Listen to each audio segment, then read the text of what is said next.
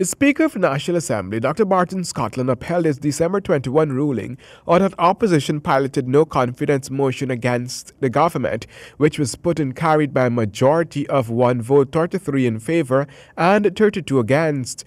It was now expelled Government Member of Parliament Charandas Prasad that withheld support for the motion and voted with the opposition. On December 21, the Speaker did announce that the House would meet Thursday, January 3 to consider the consequences of the vote. In saying that, it is to Article 106(7) of the Constitution that I had turned my attention after the declaration of the vote. For ease of reference, I set out here, honourable members, that provision. It reads as follows: notwithstanding its defeat, the government shall remain in office and they shall hold an election within 3 months or such longer period as the National Assembly shall by resolution supported by not less than 2/3 of the votes of all the elected members of the Assembly determine, and shall resign after the President takes the oath of office following the election. The Constitution provides grounds for discussions between the government and opposition to move the process forward. The Speaker noted that he was informed that no such discussions were held. It is my hope that talks will commence soon on the matters which exercise our concern. Addressing the House, where the opposition seats were vacant, the Speaker explained that he has received information from diverse sources, both solicited and unsolicited, supported by case law and practice emanating from other jurisdictions, which has raised doubts as to whether the no-confidence motion was carried and by the margin of votes. The information which I have received raises 2 issues.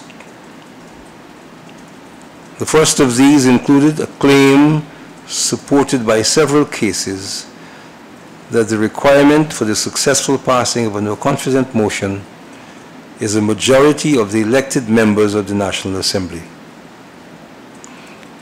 That majority, it is contended, was to be formed by a mathematical half of the elected membership of the National Assembly, which is 65, plus the vote of 1 other member.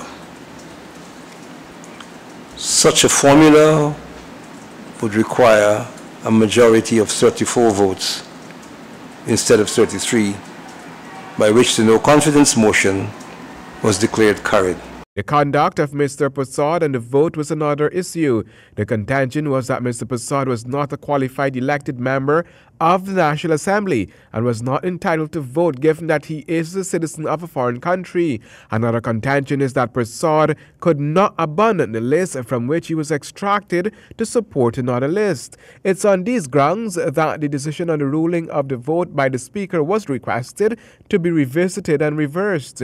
The contentions were tabled by the Attorney General Basil Williams. The opposition People's Progressive Party had argued that the Speaker has no power to revisit and reverse any ruling he would have made. On this matter, the Speaker set the records straight. That the authority with which the Speaker is clothed enables him to revisit any ruling which he has rendered. And if in doing so he forms the opinion that the ruling should not stand, he may reverse it. In handing out his verdict, the Speaker referred the matter to the court as in similar cases in other jurisdictions. As in these instances before us, there are different, even competing views of certain provisions of the Constitution, as well as certain interrelated provisions of the Constitution, all of which fall to be examined. The Speaker on this occasion, and without more, declines the invitation to act in reversal. Full, final, and complete settlement of these issues by a court of competent jurisdiction will place beyond doubt any question which may exist and serve to give guidance to the Speaker and to the National Assembly for the future. Honourable members, in treating with this matter, I have made every effort to present it to you as fully as I did, in the hope that it will assist in your understanding of the matter and enable our fellow citizens to understand the issues.